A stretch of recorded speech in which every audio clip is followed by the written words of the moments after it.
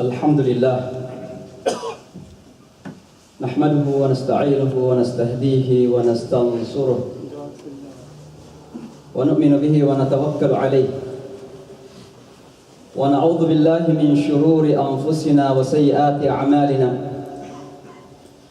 من يهد الله سبحانه وتعالى فلا مضل له ومن يضلل فلن تجد له وليا مرشدا وأشهد أن لا إله إلا الله وحده لا شريك له وأشهد أن سيدنا وحبيبنا وقدوتنا في الأمور كلها محمدا عبده ورسوله وصفيه من خلقه أرسله رحمة للعالمين ليخرج البشرية جمعاء من ظلمات الكفر والضلال إلى نور الإيمان والهدى وصلى الله تعالى وبارك على نبينا وحبيبنا محمد وعلى آله وصحبه الكرام وكل مسلم تبع هداه واستمسك بسنته إلى يوم الدين ثم أما بعد فيا عباد الله أوصيكم ونفسي بتقوى الله عز وجل وقد فاز المتقون قال الله تعالى في كتابه الجليل وتزودوا فإن خير الزاد التقوى واتقون يا أولي الألباب وقال رسولنا صلى الله عليه وسلم اتق الله حيثما كنت وأتبع السيئة الحسنة تمحها وخالق الناس بخلق حسن. معاشر المسلمين, brothers and sisters, one of the most difficult part of being Muslims, living in the majority of non-Muslim society, is what we call peer pressure. The environment that we live in. And today I'm going to particularly address this khutbah to my young generation, my young brothers and sisters who are off these days, how to face this difficult and challenging pressure that we live in. It is easier to say, but very difficult to implement. Because oftentimes there is a double personality that we are facing in life. At home, alhamdulillah, we have all Muslims, parents are Muslim, brothers and sisters are Muslims. In our community centers, we are all Muslims. And we pretend that everything is right. But the moment we go back to our normal life, schools, to the stores, to the streets, to the malls, that we are facing a very different environment. That itself is a very challenging for our young brothers and sisters. And oftentimes we parents do not understand how difficult it is for them to face these both challenges in their life. Oftentimes they face this challenge within home, within a community center, but at the same time they must face an actual challenge outside in their own communities, in their own environment. So my young brothers and sisters, particularly, how to face this difficult challenge. There is none, and there is no even more important than the first one that I'd like to mention, and that is to have Allah in our life. Looks like everybody can say that. To believe that Allah subhanahu wa ta'ala is with us. But faith and belief, my brothers and sisters, in Islam is not a theoretical thing. It's not a conceptual thing. It is not that we say, I do believe that Allah is with me, and everything will be solved. But we have to learn how to establish that faith in our heart, that Allah subhanahu wa ta'ala is there at every moment and every level of our life. If a Muslim has this is what we call al-ihsan.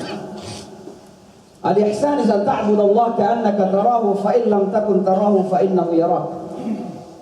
Ihsan is that you're worshiping Allah in all circumstances.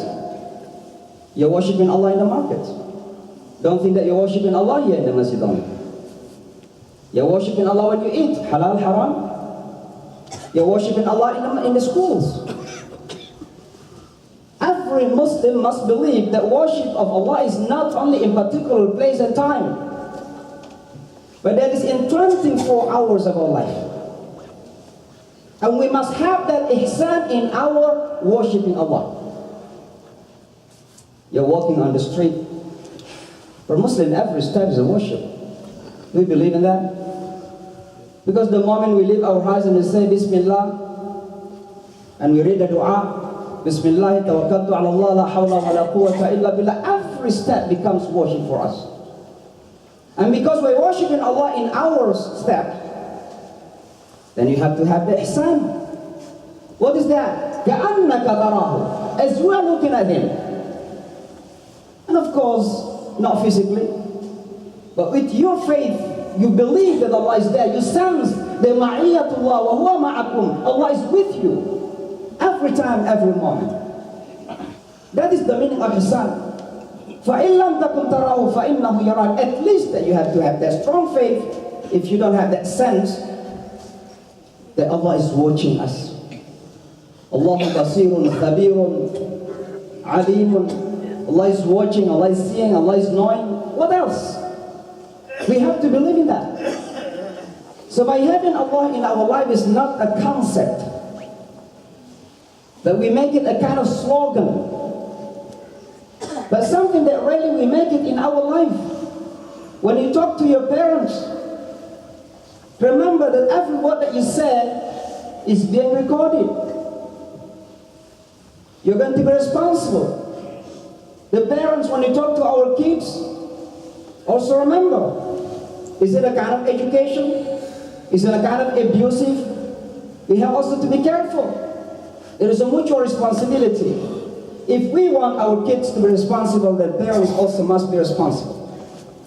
Because oftentimes we will blame our young generations that we are producing irresponsible generations. We fail to understand that oftentimes, first of all, we fail to be responsible parents. This is number one, my brothers and sisters. Have Allah in our life. Number two, you have to have a role model. Our nature is looking into something up. If you're working in an office, you want to see your boss as a role model. And that is happening in our life. Muslims, and I'm sure every human being is in need of a role model. And for Muslims, alhamdulillah, my young brothers and sisters, you have to know that none else is the best role model but whoever Allah had been appointed in the Holy Quran, and that is our Prophet Muhammad sallallahu alayhi wa sallam. لَقَدْ كَانَ لَكُمْ فِي رَسُولِ اللَّهِ أُسْوَةٌ حَسَنَةٌ. You want a role model? Read the story of his life. When someone mocked him, when someone is making fun of him, how did he respond? He's our model. Is he punching? Is he cursing? Is he saying bad words? Who is our role model? Muhammad sallallahu alayhi wa sallam. But there is a practical role model at home. And this I'm addressing to the parents. If the parents fail to be the role model for our kids, then our kids are looking for other role models.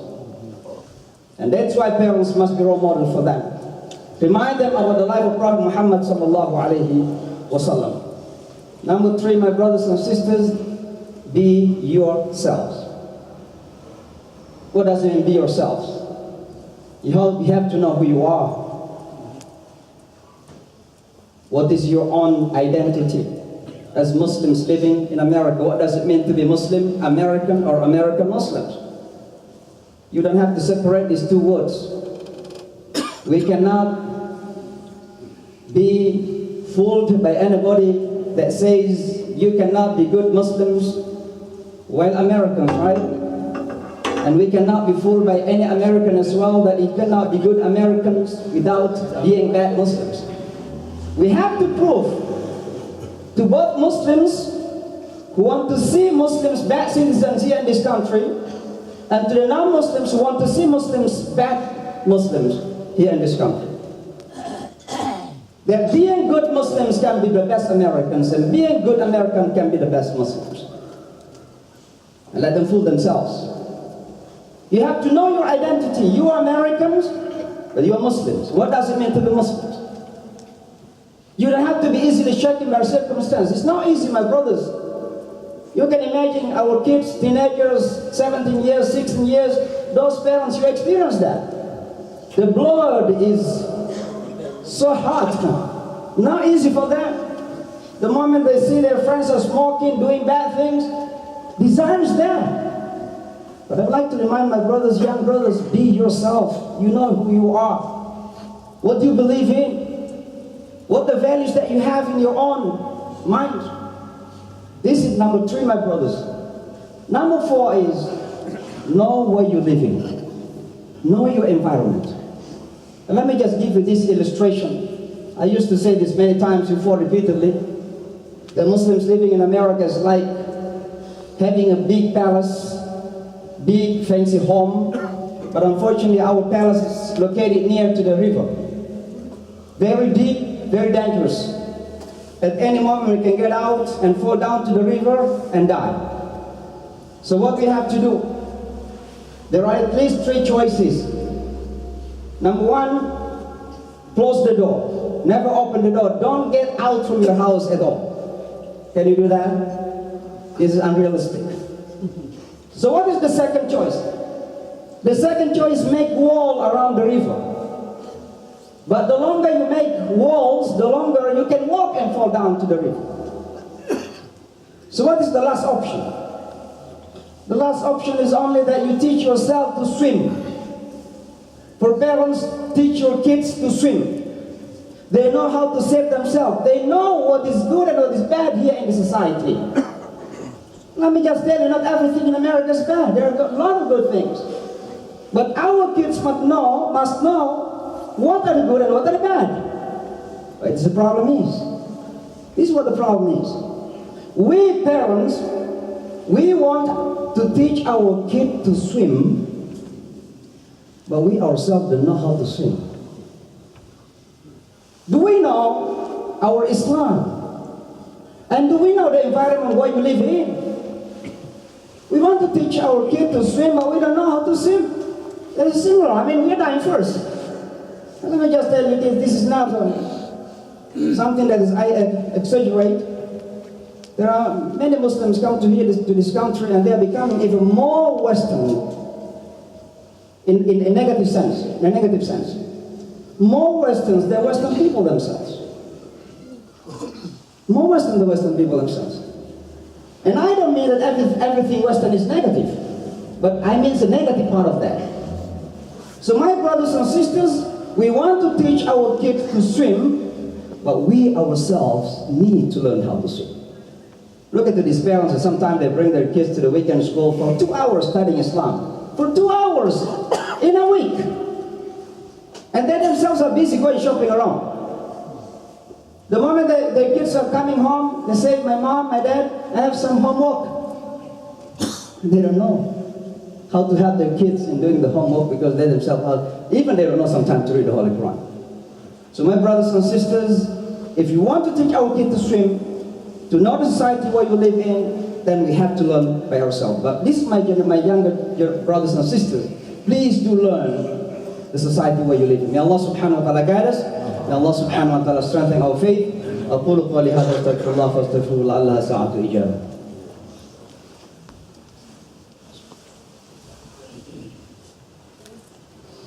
الحمد لله رب العالمين والعاقبة للمتقين ولا عدوان إلا على الظالمين. أشهد أن لا إله إلا الله وحده لا شريك له وأشهد أن محمدا عبده ورسوله لا نبي بعده. اللهم صل وسلم وبارك على نبينا محمد وعلى آله وصحبه أجمعين. Number 4, and before the last one, my brothers, is that the Arab people used to say, al-wiqayatu khayrun min al-ilaj. Prevention is better than cure. Preventive measure is better than to cure. And over time, we ask some young people who come to us who want to marry someone. They say, who is your future wife? And I don't have to say husband because it's very clear. Who is your future wife? He said, someone who happen to be a non-Muslim. I'm not not here to discuss about is it allowed or not, because there are different opinions about the scholars. But let me just make it clear that to have a Muslim wife, there is no guarantee for us that we can continue transferring this faith and this knowledge of Islam to our generation. How about if you have a non-Muslim spouse? But again, it's not about allowed or not. It's not my issue here today. I'm just reminding you about this reality. How many people fail, both are Muslims, to educate their children about Islam, and they are both Muslims? How about if you have a wife that happened to be non-Muslim? And we ask them, why you have a future non-Muslim wife? He said, because love. We're in love. I love her that much. You know why love happens? Because the first step, because of the interaction. And that's what I call prevention, my brothers, the young generation. Prevent yourself from being so-called falling in love, and then you say, you know, Islam doesn't allow us to love. There is no love in the marriage in Islam. No, marry and love. That's what I call al-wiqayatu khayrun min al-ilaj. Being careful, so that before we are falling into the trap and the hole.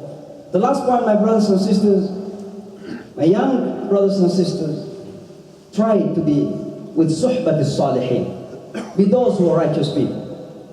Our young activities, youth activities here in the center is very simple, but that is the best for you to come. Anywhere you live, in the masajid, be with them.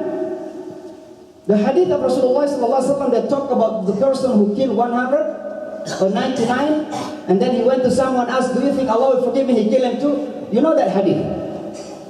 And what is the advice that he gave him after telling him that Allah is going to forgive you even though you kill 100? Go to such a place and join those people in worshiping Allah. Why he must go there? Because you need to join the people who are turning to Allah subhanahu wa ta'ala. Suhbat al-salihin, the company of the righteous people.